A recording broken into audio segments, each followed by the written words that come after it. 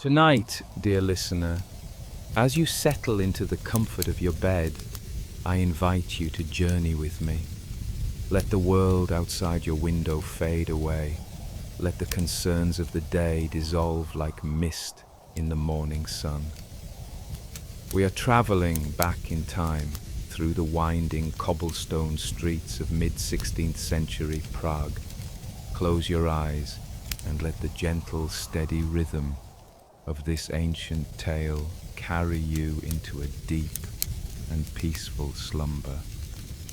This is a story woven from the very earth itself, a legend whispered in the shadows of synagogues and the halls of castles. This is the story of clay and creation, of protection and power, of a rabbi's profound love for his people and the silent, watchful creature he brought to life. This is the true legend of the Golem of Prague. The year is 1572. Prague, a city of 100 spires, rests beneath a vast tapestry of stars, each one a cold, distant diamond in the velvet dark. They call it the Golden City, the jewel of Bohemia. And on nights like this, it is easy to see why.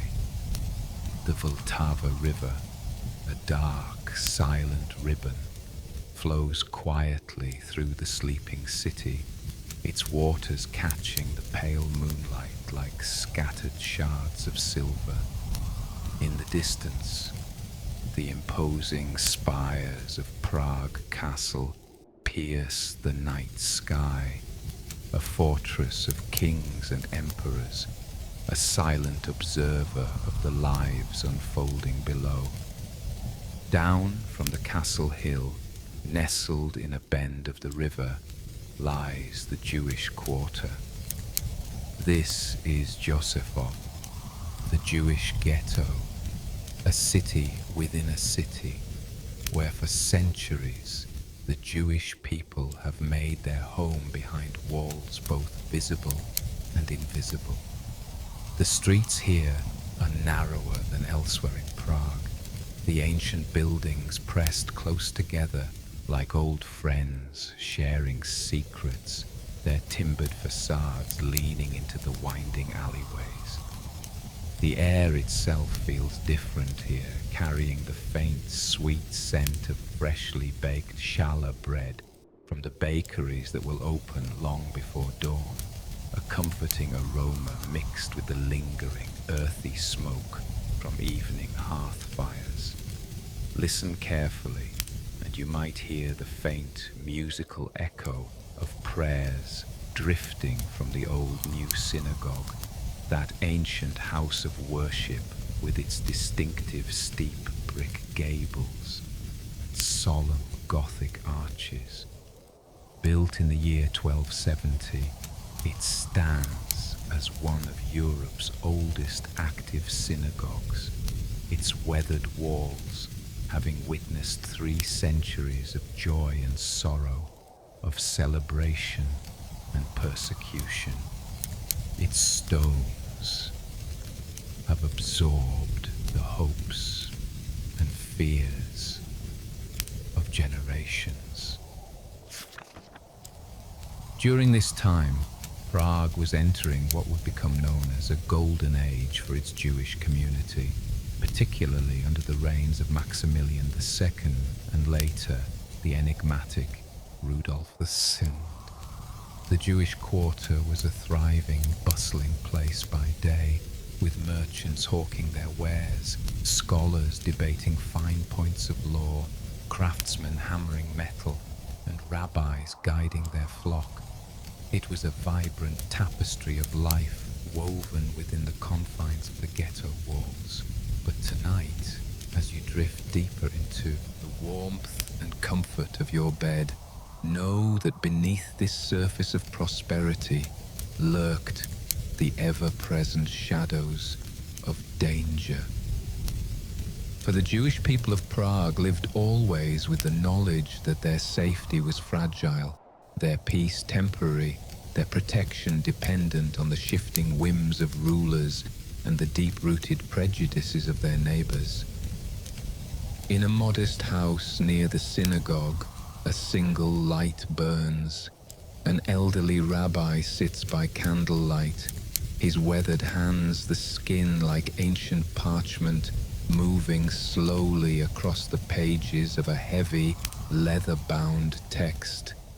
This is Rabbi Judah Loew ben Bezalel, known to his people as the Maharal, an acronym for Morenu Harav Loew, our teacher, Rabbi Loew. Born in 1525, Rabbi Loew was already 47 years old, a renowned scholar and the spiritual leader of the Prague Jewish community.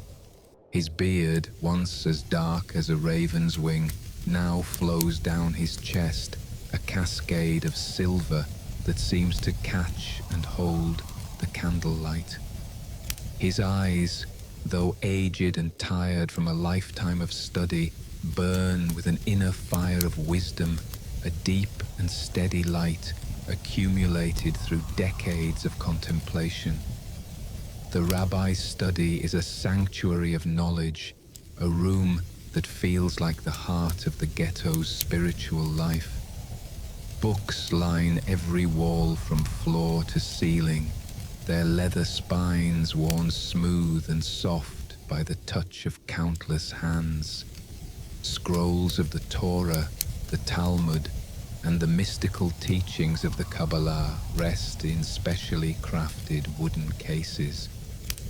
The air itself seems thick with wisdom, heavy with the scent of old paper, beeswax, and the weight of centuries of learning.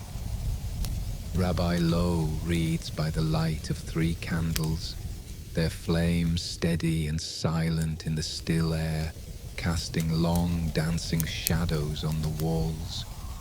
The text before him is written in Hebrew, the sacred language, its elegant letters seeming to dance before his tired eyes. He reads of creation, of how the Almighty formed Adam, the first human, from the dust of the earth, breathing the divine spirit into lifeless clay.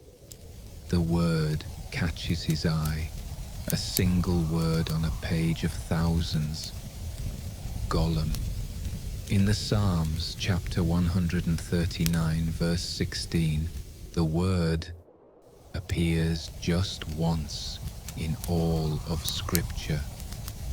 Thine eyes did see my Golem, writes King David, speaking of his unformed substance, his incomplete being before God shaped him fully in the womb. The term Golem, meaning unformed or shapeless, resonates through the rabbi's mind like a bell tolling in the deep of the night. Outside, Prague sleeps a deep and dreamless sleep, but the rabbi cannot rest. His mind turns again and again to the troubles that plague his people. The blood libel, that ancient and terrible lie, has risen again like a poisonous weed that cannot be fully uprooted. This false, cruel allegation claimed that Jews used the blood of Christian children in their religious rituals, a monstrous fiction that has led to waves of violence and death throughout the centuries. The rabbi's fingers, thin and elegant, trace the Hebrew letters on the page as he contemplates the growing danger. Just last month, a child had gone missing from a Christian household near the river.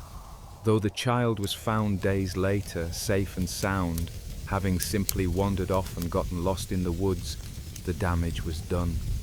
The spark of fear had already been lit.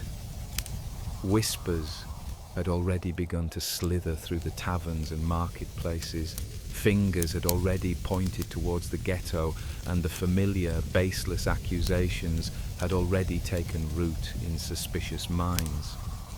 Rabbi Loew rises from his chair, his old joints protesting after so many hours of study.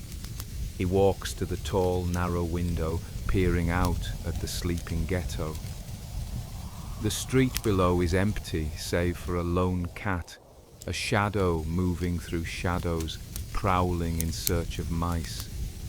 Above, the stars wheel in their eternal silent dance, indifferent to the small and fragile world of human suffering. The rabbi knows his people need protection. They need a guardian, a silent defender who can stand against the hatred and violence that threatens to engulf them.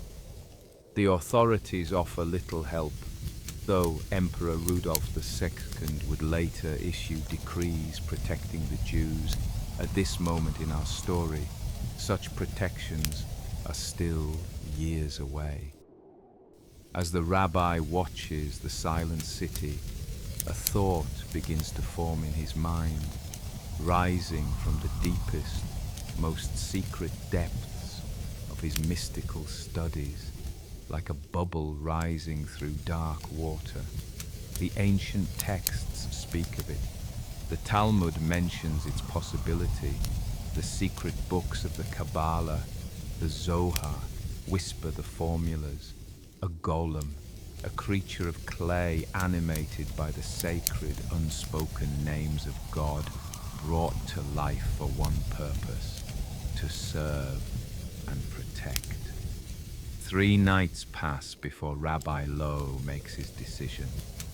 During these nights, he barely sleeps, spending the long, dark hours in deep meditation and fervent prayer, his mind a silent battlefield of hope and fear. According to the legends passed down through generations, the rabbi received the sacred formulas in his dreams, divine knowledge communicated through visions that came to him in the hazy boundary between waking and sleeping. These were not ordinary dreams, dear listener, but visions filled with Hebrew letters that glowed like embers, with angelic voices that spoke in languages older than memory, with instructions written in fire upon the darkness of his closed eyelids. The formulas were complex, dangerous, a sacred science meant only for those who had achieved the highest levels of spiritual purity and mystical understanding. On the 4th night, Rabbi Loew calls for 2 of his most trusted associates. The first is his son-in-law, Isaac ben Shimshon HaKohen, a brilliant scholar in his own right, a man whose passionate dedication to study represents the element of fire. The second is his most gifted student, Jacob ben Chaim Sasson, a gentle, quiet soul whose flowing understanding of the mystical texts represents the element of water. Together, the 3 men gather in the rabbi's study as midnight approaches. The windows are covered with heavy cloth to prevent any light from escaping, any curious eyes from peering in. On the table between them lies an ancient manuscript, its pages yellow and brittle with age, its margins filled with cryptic annotations in multiple hands spanning centuries. What I propose, Rabbi Loew begins, his voice barely above a whisper, has been attempted only a handful of times in all of history. We will create a being from clay, a golem, to protect our people from those who would harm us. Isaac's eyes widen in the candlelight. Master, the dangers, the ancient warnings are clear. I am aware of the dangers, the rabbi interrupts gently, his voice calm but firm. But the dangers of inaction are greater. Our people suffer. Our children live in fear. If we have the power to protect them and choose not to use it, are we not complicit in their suffering? Jacob, the student, nods slowly, his face pale but resolute. What must we do, Rabbi? The old rabbi opens the manuscript before them. We must purify ourselves completely. For 7 days and 7 nights we will fast during daylight hours, subsisting on only bread and water after sunset. We will immerse ourselves in the cold waters of the mikveh, the ritual bath each evening, and we will spend our nights in constant study and prayer. On the 7th night, when the moon is new and the night is at its darkest, we will go to the banks of the Vltava River. The week of preparation passes slowly, each day blending into the next in a solemn rhythm of prayer, study, and purification. The 3 men speak to no one else about their secret plan. They move through their daily responsibilities like sleepwalkers, their bodies present in the world, but their minds focused entirely on the sacred and dangerous task ahead. On the 7th night, as heavy clouds cover the sliver of the new moon, the 3 men make their way through the sleeping ghetto. They wear dark cloaks with hoods pulled low, moving like shadows through shadows. The streets are utterly silent. Even the cats have found shelter on this unusually cold spring night. They leave the ghetto through a small, hidden gate known only to a few, its iron hinges groaning softly as they pass. The guard, half asleep at his post, doesn't even look up. Their footsteps are muffled by the soft earth as they make their way down to the riverbank. The banks of the Vltava River at night are a place of deep mystery, where a thick mist rises from the dark water like the spirits of the earth ascending to the heavens. The 3 men find a secluded spot where the bank forms a natural hollow, hidden from view by overhanging willows whose long branches trail in the black water like ghostly fingers. Here, Rabbi Loew kneels and begins to gather clay with his bare hands. The clay is cold, almost frozen, and it takes great effort to shape it. Isaac and Jacob join him, and together they begin to form the rough shape of a man. They work in complete reverent silence, communicating only through gestures and glances, their hands moving with a focused, sacred purpose. Hours pass as they work under the starless sky. The clay figure slowly takes form. Powerful legs, a broad torso, strong arms, a noble head. It lies on the riverbank like a giant sleeping, 7 feet tall and powerfully built. Its features are rough but unmistakably human. A broad forehead, a strong jaw, large hands capable of both protection and, perhaps, destruction. When the physical form is complete, Rabbi Loew stands and begins to circle the figure. 7 times he walks around it, counterclockwise, his lips moving in a continuous stream of sacred incantations in Hebrew. The words are ancient, pulled from the deepest mysteries of creation itself. With each circle, the very air seems to thicken, to pulse with an unseen, vibrant energy. Isaac follows, walking 7 circles clockwise, his own prayers invoking the element of fire to warm the cold clay and quicken its potential. then Jacob. 7 more circles, his voice a low hum, calling upon the element of water to flow through the form like blood through veins. Finally, Rabbi Loew kneels at the head of the clay figure. From a small pouch, he produces a tiny piece of parchment, no bigger than his thumb. Upon it is written the Shem, the sacred, ineffable name of God, in letters so small they can barely be read. With trembling hands he places the parchment in the figure's mouth. "Rise," he commands in Hebrew. "Rise and walk." For a long moment, nothing happens. The clay figure lies still as death on the riverbank. The 3 men hold their breath, their hearts pounding in the silent night. Then, almost imperceptibly, a shudder runs through the clay form. The fingers twitch. The massive chest rises and falls as if drawing its first breath. Slowly, impossibly, the golem opens its eyes. The eyes that open are not quite human.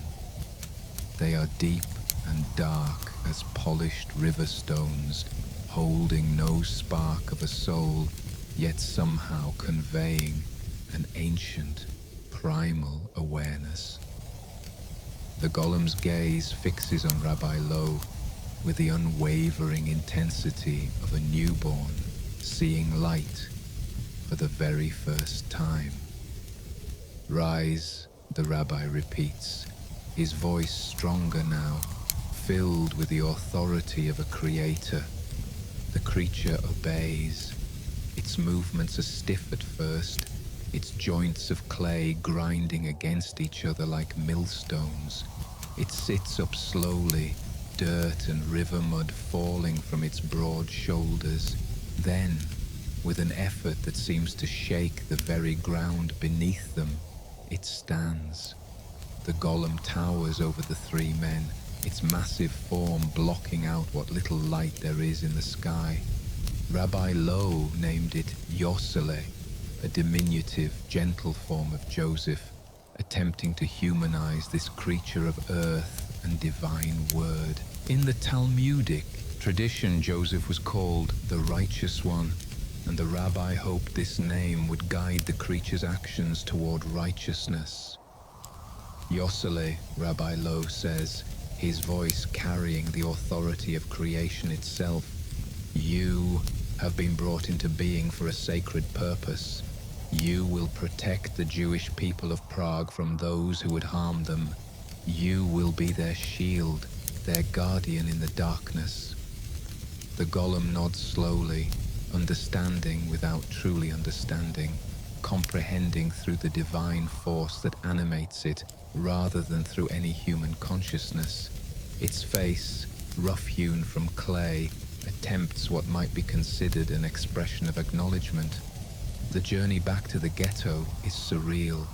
The golem walks with heavy, measured steps, each footfall leaving deep impressions in the soft earth. The 3 men surround it, guiding it through the darkness, praying that no one will see them, that no watchman will raise an alarm. They enter the ghetto through the same hidden gate, the sleeping guards still oblivious to their passing. Through the narrow streets they walk, the golem having to duck beneath low-hanging shop signs and architectural overhangs. Finally, they reach the old new synagogue. Rabbi Loew leads the golem up a narrow, winding staircase to the synagogue's attic, a space rarely visited, filled with dust and forgotten ritual objects. Here, among prayer books damaged beyond use and worn prayer shawls waiting to be buried according to tradition, the golem will make its home. During the day, Rabbi Loew instructs, his voice echoing in the dusty space, "You will remain here, hidden from sight. Only at night, when darkness covers the city and danger stalks our people, will you walk the streets as our protector. The golem settles into a corner of the attic, folding its massive frame with a surprising silent grace. It does not need comfort, does not require food or water or sleep. It simply exists, a vessel of power, waiting, ready to fulfill its purpose. In the nights that follow, the golem begins its silent work. When the sun sets and the heavy ghetto gates are closed and barred, when most inhabitants retreat behind their locked doors, Yosseli descends from the synagogue attic and patrols the narrow, sleeping streets. At first, the golem's presence is known only through whispers and strange rumors. A would-be thief, attempting to break into a Jewish merchant's shop, swears he was stopped by a giant shadow that lifted him effortlessly with one hand and deposited him, unharmed but terrified, outside the ghetto walls. A group of young ruffians who had come to throw stones at Jewish homes for sport flee in terror from a figure they describe as a demon made of earth that emerged from the shadows without a sound.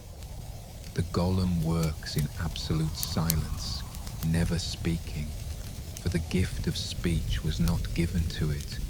It moves through the shadows like a force of nature, appearing wherever danger threatens. A fire starts in a bakery from a stray ember, and before the sleeping baker is even aware of the smoke, the golem is there, smothering the flames with its massive clay hands that feel no pain. A small child, sleepwalking, wanders too close to the river's edge, and a pair of strong, invisible hands gently pull her back to the safety of the street. Rabbi Loew watches from his study window on many nights, catching fleeting glimpses of his creation as it moves through the darkened streets. He feels a mixture of profound pride and a growing, gnawing unease. The golem is performing its duty perfectly, perhaps too perfectly. Each night it seems to grow more efficient, more vigilant, more autonomous. The Jewish community begins to sleep more soundly than they have in generations.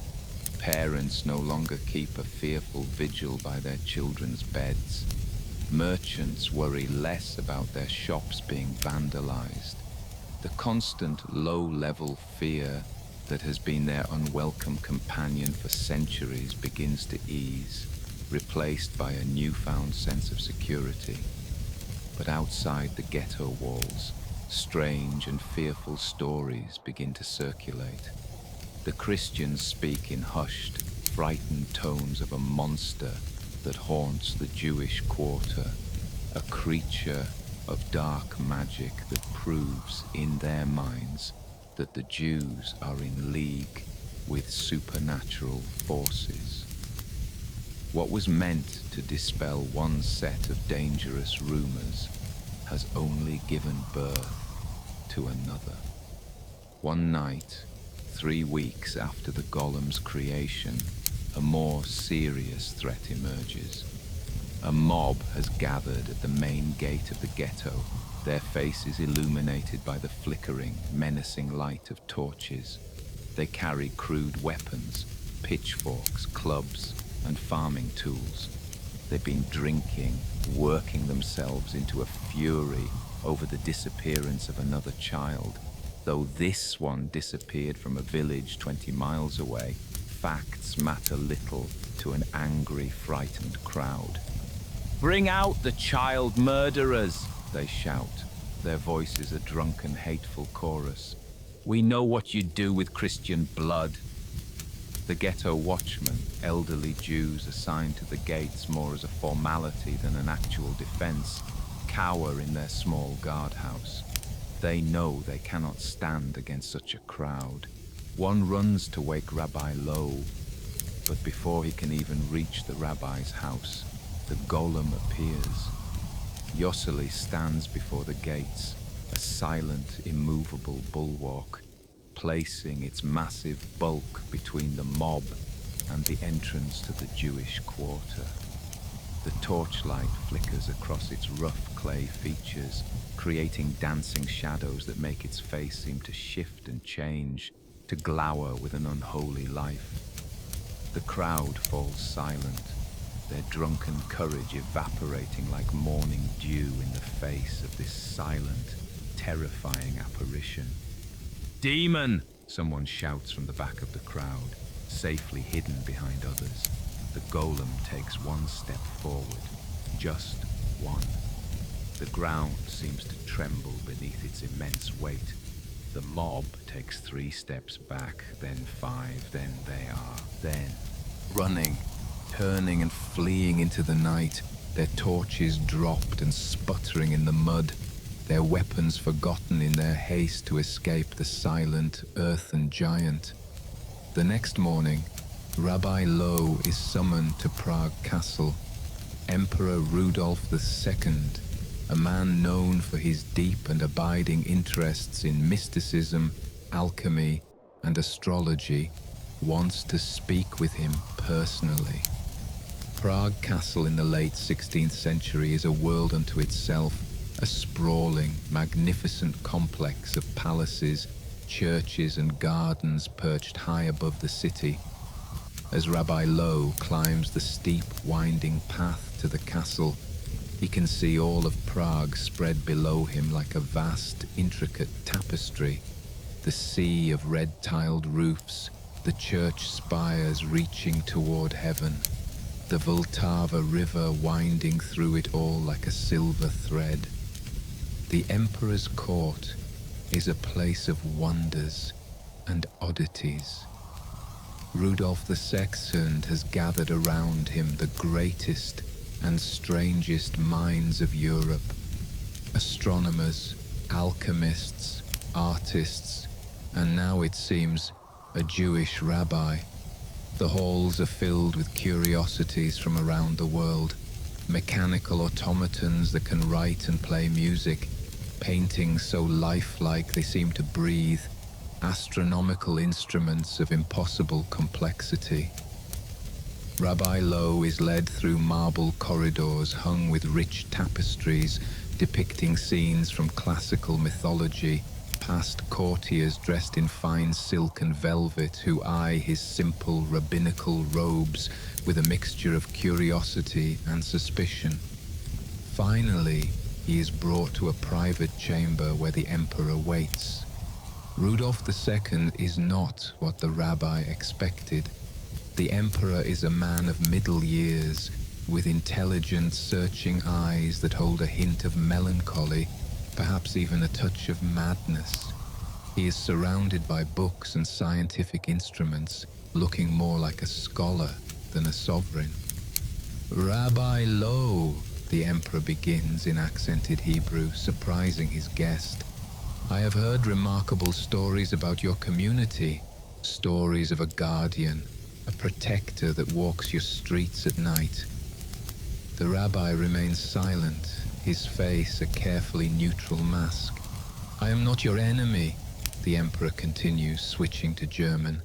"I have always been fascinated by the mystical traditions of your people, the Kabbalah, the hidden names of God, the secrets of creation itself. Tell me, learned rabbi, is it true? Have you created life from lifeless clay?" Rabbi Loew considers his words carefully. To lie to the emperor would be dangerous, but to tell the truth might be even more so. "Your Majesty," he finally responds, his voice calm and measured, "I am but a humble scholar. I study the ways of the divine as revealed in our sacred texts. If God chooses to work miracles through his servants, who am I to take credit for his works?" The emperor smiles slightly, a diplomatic answer. "But I did not summon you here to threaten or interrogate you. I summoned you to make you an offer." He gestures for the rabbi to come closer. "I will issue a decree," Rudolf continues.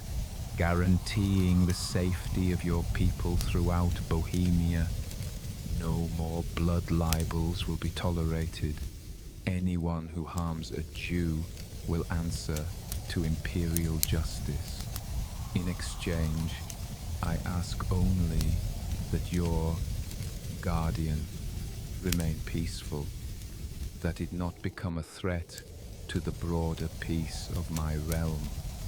Rabbi Loew bows deeply. Your Majesty's wisdom and mercy are beyond measure. My people desire only to live in peace, to practice our faith, and to contribute to the prosperity of Prague. Then we understand each other, the Emperor says. He gestures to a scribe who begins preparing the promised decree. Tell me, Rabbi, do you believe that man can truly create life? Or are we merely channels for forces beyond our understanding? I believe, Rabbi Loew answers slowly, that all creation flows from the divine. We are, at best, instruments of a will greater than our own. The danger comes when we forget this and believe ourselves to be the true creators. The Emperor nods thoughtfully, his eyes distant. Yes, the danger indeed. Power without wisdom. Creation without understanding. I have seen such ambition in my own alchemists and magicians. They seek the philosopher's stone, the elixir of life, the secrets of transmutation. But they do not ask whether they should, only whether they can. As Rabbi Loew leaves the castle, the imperial decree clutched in his hand, he cannot shake the feeling that the Emperor's words were as much a warning as a philosophical musing. With the Emperor's protection, life in the Jewish quarter enters a period of unprecedented peace and prosperity. The blood libel accusations cease entirely, trade flourishes, and the community begins to prosper as never before. Children play in the streets without fear, merchants expand their businesses, scholars come from across Europe to study with the great Rabbi Loew, but the Golem continues its nightly walks. At first, Rabbi Loew sees no harm in this. The creature is merely being vigilant, maintaining the peace through its silent, imposing presence alone. But gradually, disturbing reports begin to reach him. A Christian merchant, whose weights were found to be dishonest when he traded with Jewish customers, wakes to find his entire shop has been reorganized, his goods mysteriously redistributed to the poor families he had cheated. A minor city official who had been taking bribes to delay Jewish legal petitions finds himself locked in his own office for an entire night, emerging pale and shaking, refusing to say what he experienced inside. These acts, while perhaps just, go far beyond the Golem's original mandate of simple protection. It seems to be developing its own sense of justice, its own strict and unforgiving interpretation of its mission. One night, unable to sleep, Rabbi Loew climbs the winding stairs to the synagogue attic. He finds the Golem standing at the small, dusty window, looking out over the sleeping city. For a creature that needs no rest, it spends a great deal of time in what appears to be silent contemplation. Yossele, the rabbi says softly. The Golem turns its massive head slowly to regard its creator. Your work has been good. Our people are safe. But I worry that you are taking too much upon yourself. You were created to protect, not to judge. The Golem stares at him with those stone-dark eyes, and for a fleeting moment, Rabbi Loew could swear he sees something new flicker in their depths. Not quite emotion, not quite thought, but something that wasn't there before. Growth, evolution, or something darker. The golem returns its gaze to the window without acknowledging the rabbi's words. As spring turns to summer, the changes in the golem become more pronounced. It begins to venture out during daylight hours, despite explicit instructions to remain hidden.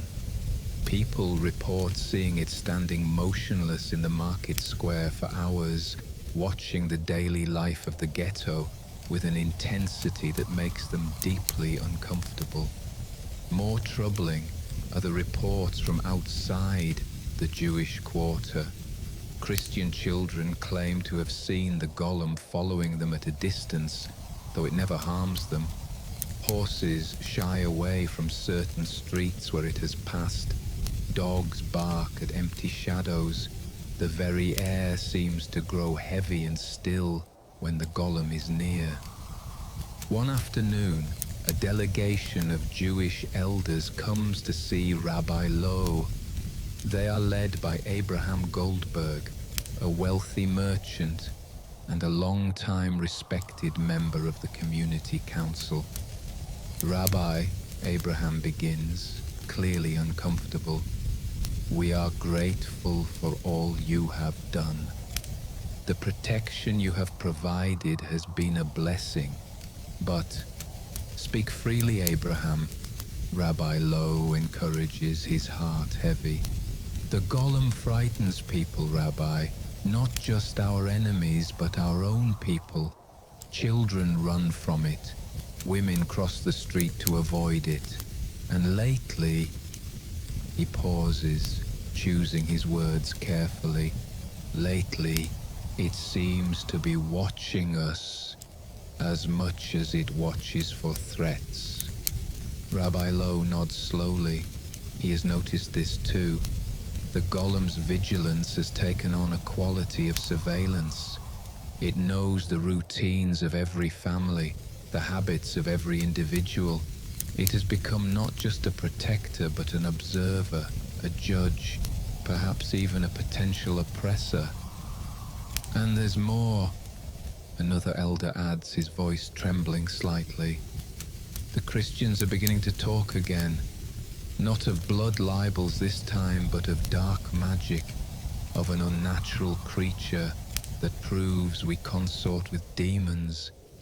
The Emperor's protection may not last if fear of the golem grows stronger than fear of his displeasure. That night, Rabbi Loew makes a difficult and sorrowful decision. The golem must be constrained, its activities limited, its growing autonomy checked. But as he climbs the dark, familiar stairs to the attic, he wonders if it is already too late. Can one unmake what has been made? Can life once given be simply taken away? Friday arrives with an unusual, oppressive warmth for late summer. The Jewish quarter bustles with the familiar, comforting preparations for the Sabbath. Women bake challah bread, its sweet, yeasty aroma filling the narrow streets. Men hurry to complete their business before the sun dips below the horizon. Children are bathed and dressed in their finest clothes. Rabbi Loew has given the golem specific, unequivocal instructions. During the Sabbath, from Friday evening to Saturday evening, it must remain completely inactive. The Sabbath is a time of sacred rest, commanded by God himself, and even a creature created to serve must observe this holy time.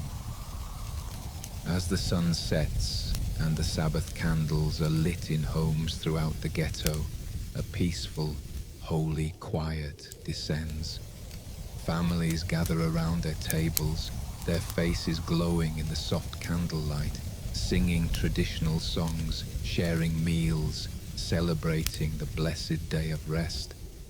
The golem sits motionless in the synagogue attic, as still and silent as the clay from which it was formed.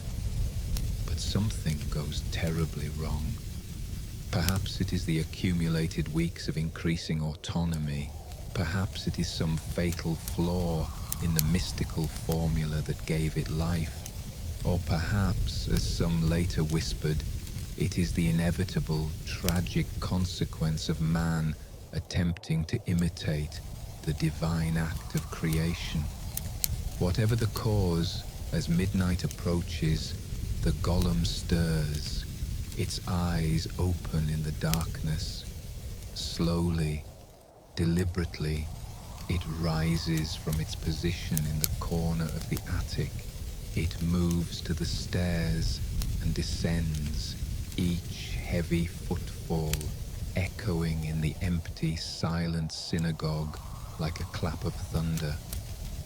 The golem emerges into the street just as clouds cover the moon, plunging the ghetto into an inky blackness.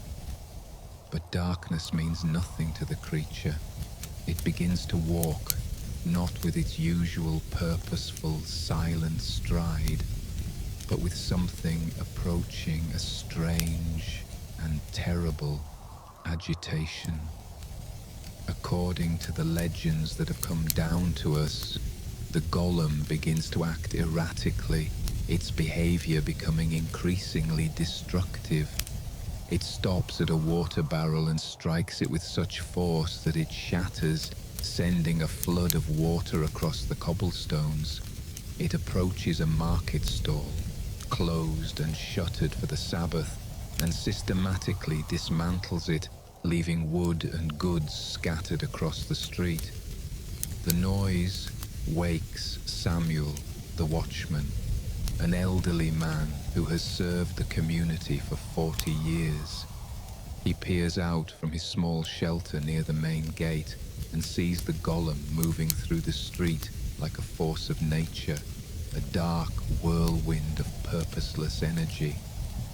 Samuel knows he should run, should wake someone, should do something, but a deep, primal fear paralyzes him. The golem continues its strange rampage. It is not exactly violent, not purposefully destructive, but rather seems to be testing its own immense strength, exploring the boundaries of its power in a world that suddenly feels too small for it. It lifts a heavy wooden cart and sets it gently on a rooftop. It rearranges the stones of a garden wall into an incomprehensible, alien pattern. It pulls a young tree from the earth and replants it upside down, its roots reaching for the uncaring sky. By now, people are waking. Faces appear at windows, frightened eyes peering through curtains at the chaos below. Parents hold their children close, whispering prayers for deliverance. The sacred peace of the Sabbath is shattered like the water barrel in the street. Someone finally has the presence of mind to run to Rabbi Loew's house. They pound on his door until his student Jacob answers, his face pale with sleep. "The golem," the messenger gasps out of breath. "It's destroying everything, it won't stop." Rabbi Loew dresses quickly, his old hands shaking as he wraps his prayer shawl around his shoulders. He knows what he must do, what he should have done weeks ago when the first signs of this terrible growth appeared. The golem must be returned to the earth from which it came. The rabbi finds the golem in the market square, standing in the center of what looks like a whirlwind's aftermath. Overturned stalls, scattered produce, broken pottery. The debris of its purposeless activity surrounds it. The creature stands perfectly still now, as if waiting for him. "Yoseleh!" Rabbi Loew calls out, his voice carrying the sad authority of its creator. The golem turns to face him, and in that moment, the rabbi sees clearly what others have only suspected. There is something in those clay eyes now, something that was not there at its creation. Not consciousness exactly, not a soul, but a shadow of awareness, a dim, tragic reflection of a life that has grown beyond its original boundaries. The square has filled with people, despite the late hour and the Sabbath restrictions.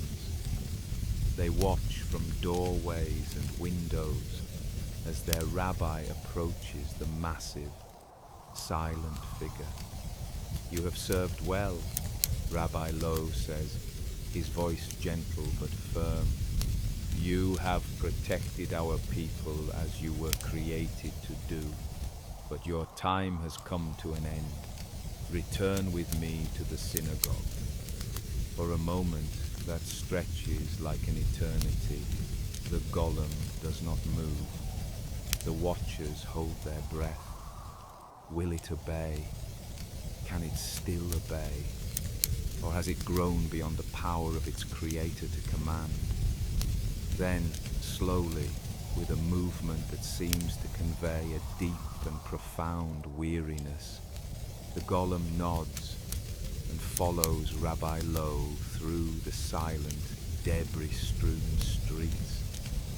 In the dusty attic of the old new synagogue, Rabbi Loew performs the ritual in reverse. He circles the golem 7 times clockwise, speaking ancient words that unmake rather than make, that unbind rather than bind. With each circle, the golem seems to diminish, not in size, but in presence, as if the divine force that animates it is slowly draining away. His son-in-law Isaac and his student Jacob have joined him, completing their own circles, withdrawing the elements of fire and water that helped give the creature life. The air in the attic grows thick and heavy, charged with the same energy as the night of its creation, but now moving in the opposite direction, pulling life back into the void. Finally, Rabbi Loew stands before the golem, which has sat down in its familiar corner. The rabbi reaches toward its mouth, where the sacred parchment with the divine name still rests. "Forgive me," he whispers, though whether he speaks to the golem, to God, or to himself is unclear. He removes the parchment. The change is immediate. The dim light, such as it was, fades from the golem's eyes.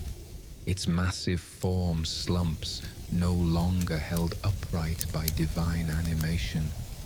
Within moments, it begins to crumble, the clay that composed it drying and cracking, returning to mere earth. By dawn, nothing remains but a mound of clay dust in the corner of the attic. Legend says that the remains of the golem still rest in the attic of the old new synagogue, and that it could be brought back to life if the need ever arose.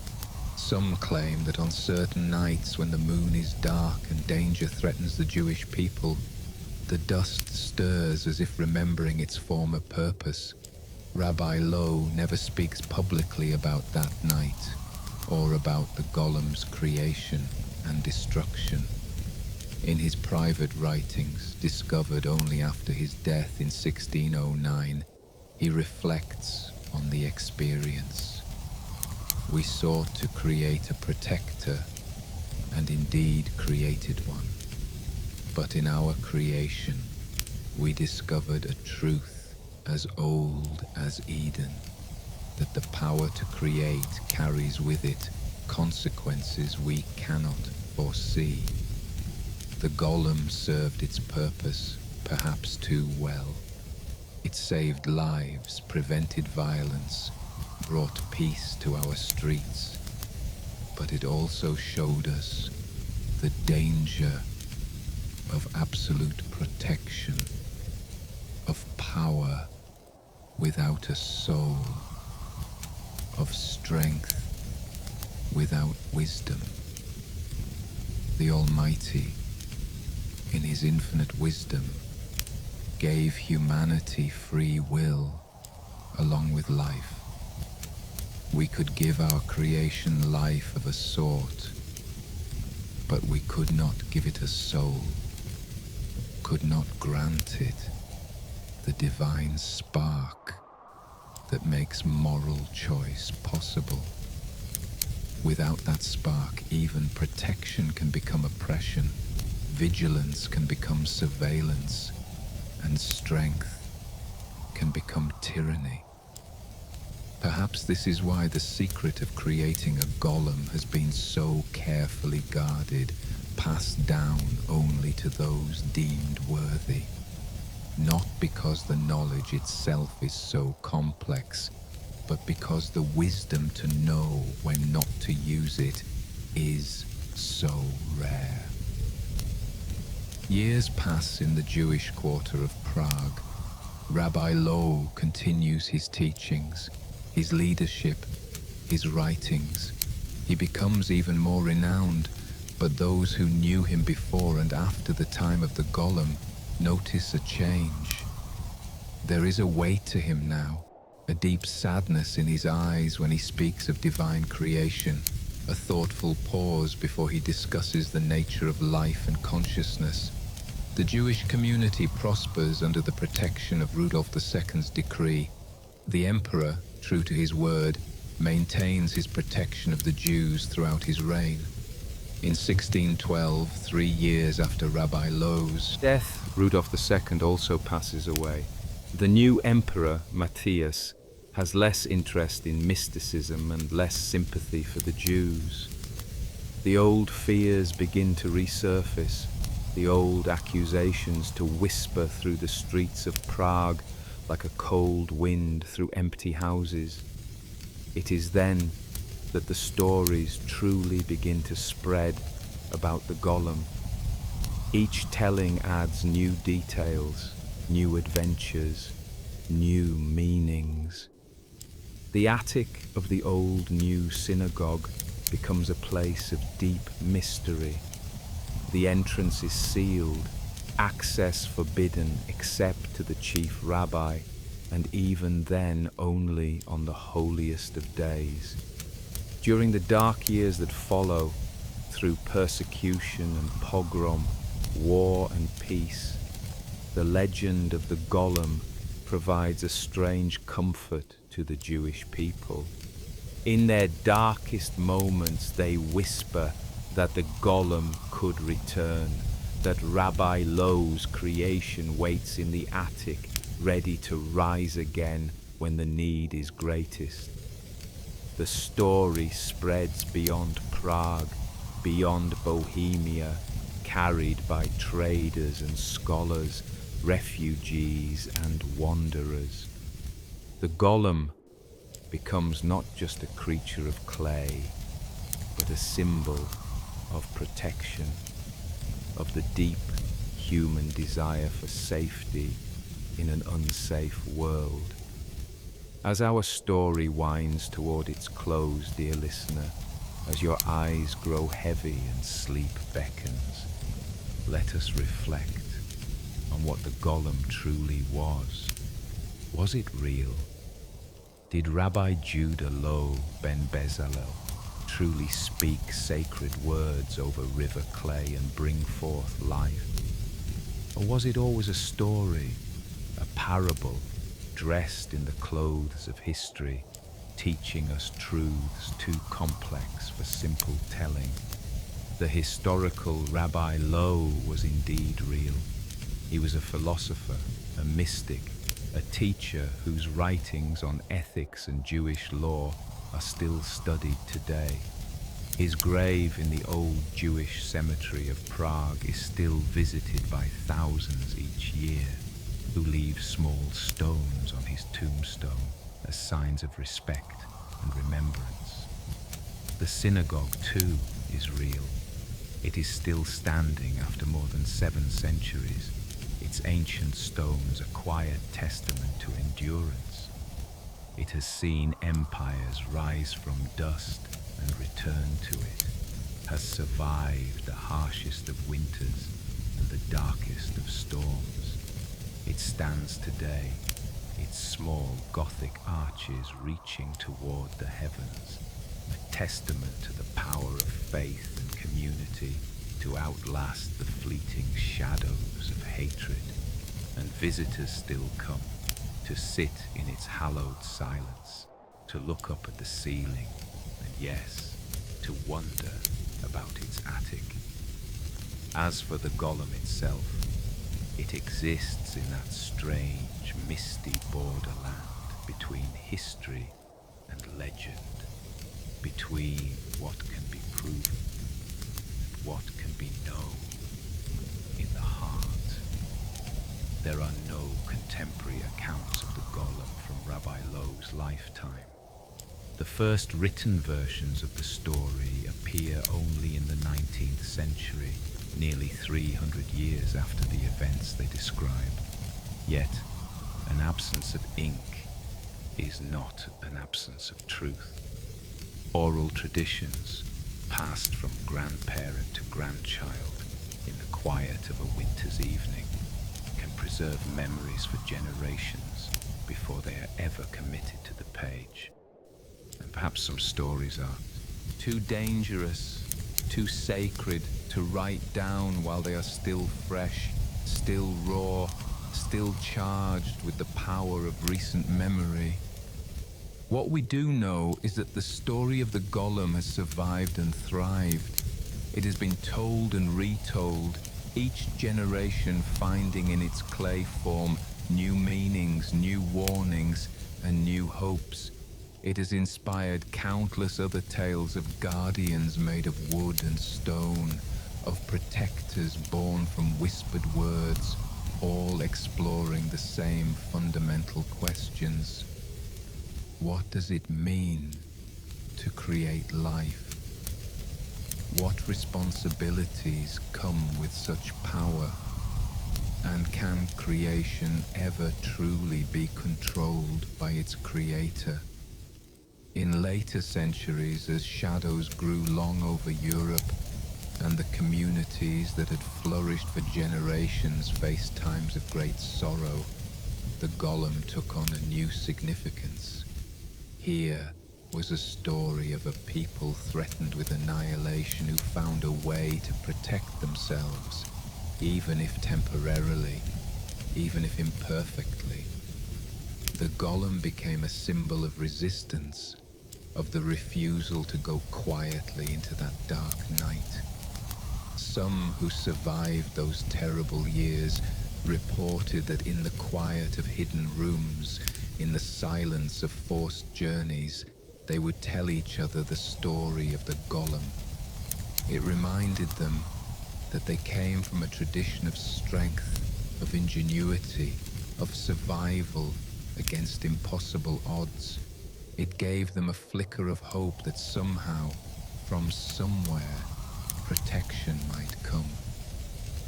After the storms had passed, as the full sorrow of what had happened became known, many asked the heartbreaking question, where was the Golem when we needed it most? Why did no rabbi arise with the knowledge and power to create a protector for the millions who perished? Perhaps, some have suggested, the Golem did exist during those dark years, but not as a creature of clay. Perhaps it was the courage of those who fought back, the compassion of those who hid refugees, the quiet determination of those who survived to bear witness. Perhaps the true Golem was never the animated clay, but the human capacity to stand against the dark, to protect the innocent, to choose righteousness even when it seems futile. As you drift now towards sleep, dear listener, let me tell you one more story, a quieter one, that some say happened at the turn of a new century in the year 1900. The old Jewish ghetto of Prague, the ancient Yosifov, was on the cusp of a great change. Soon, many of its winding, narrow streets and leaning buildings would be torn down, replaced by the larger avenues of a modern age. But for now, it held its breath, a labyrinth of memories lit by the soft, hazy glow of gaslight. An old woman, Sarah was her name, came to Prague from a distant village. She had heard the stories of Rabbi Loew and his Golem all her life, and now, in her final years, she wanted to see the places where these events had occurred before they vanished forever. She visited the old Jewish cemetery, its ancient headstones crowded together like a silent congregation. With a trembling hand, she left a small, smooth stone on Rabbi Loew's grave, a simple gesture of connection across the centuries. She walked the narrow streets of the Jewish quarter, imagining the Golem's heavy, silent footsteps on the very cobblestones beneath her feet. Finally, she came to the old new synagogue. It was late afternoon, and the building was empty except for the gabbai, the caretaker, an ancient man with eyes that seemed to hold the memory of the synagogue itself. "I've come about the Golem," she said simply, her voice soft. The gabbai looked at her for a long moment, then nodded slowly. "Many do," he said, his voice like the rustle of old parchment. "They all want to know if it was real." "I don't need to know if it was real," Sarah replied. I know it was real. My grandmother told me, and her grandmother told her. They didn't lie." The gabbai smiled, a slow, gentle expression. "Then what is it you seek?" "I want to understand why," she said. "Why create something you must destroy? Why bring forth a life only to take it back?" The gabbai led her into the main sanctuary. The late afternoon sun slanted through the high Gothic windows, casting long golden pillars of light through the dusty air. "Look around you," he said. "This building has stood for 7 centuries.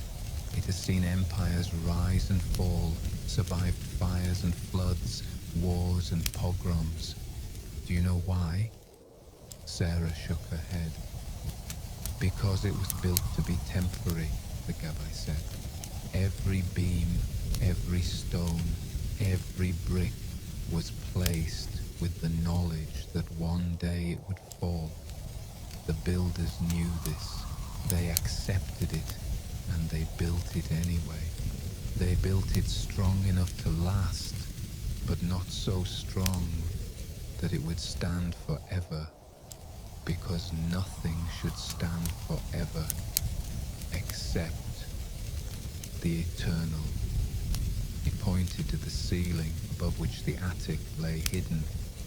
The Golem was the same. It was created to serve a purpose for a time, not to be a permanent solution. Rabbi Loew knew from the beginning that it would have to be unmade. That was not a failure of the plan. It was the plan. To create something, use it wisely, and then let it go when its time has passed. This is wisdom. Sarah stood in the quiet of the sanctuary, the dust motes dancing in the shafts of light, considering his words. "But what of the Golem itself?" she asked.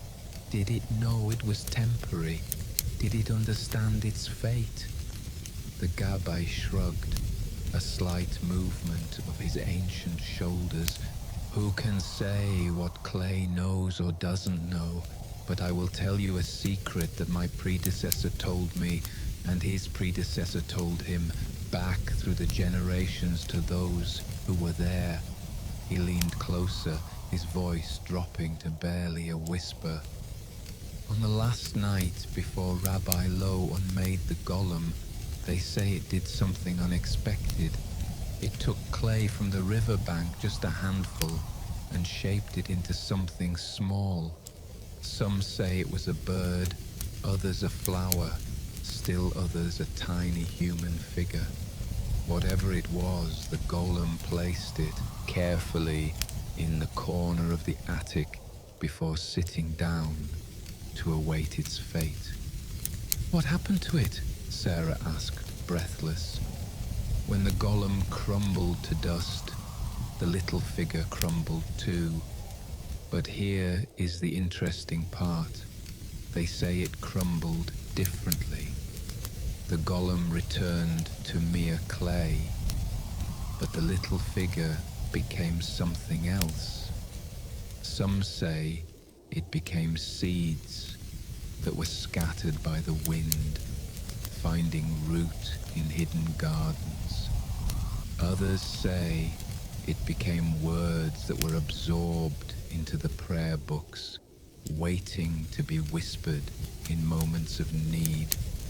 Still others say it became dreams that visit the faithful in their sleep, dreams of protection, dreams of strength.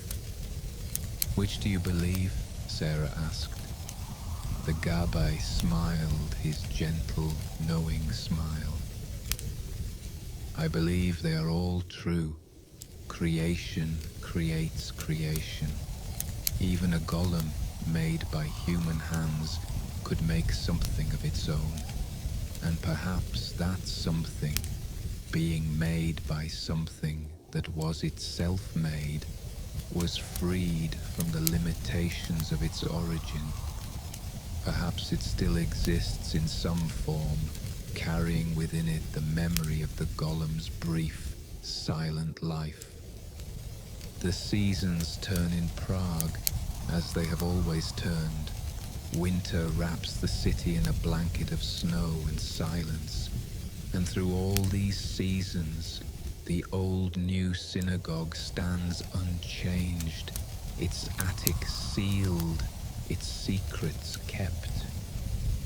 But some nights, when fog rolls in from the river and wraps the Jewish quarter in grey silence, people say they can feel something, not quite a presence, but the memory of a presence, a sense of being watched over, protected even now. And now, dear listener, as your own eyes grow heavy, as sleep beckons you toward its peaceful embrace, consider this. Perhaps we are all golems in a way, formed from earth, animated by a spark we don't fully understand, destined eventually to return to the dust from which we came. But unlike the Golem of Prague, we have been given something more, the ability to choose, to love, to create meaning from the silence. We are clay with consciousness, earth with dreams, dust with a divine spark that allows us to transcend our material nature.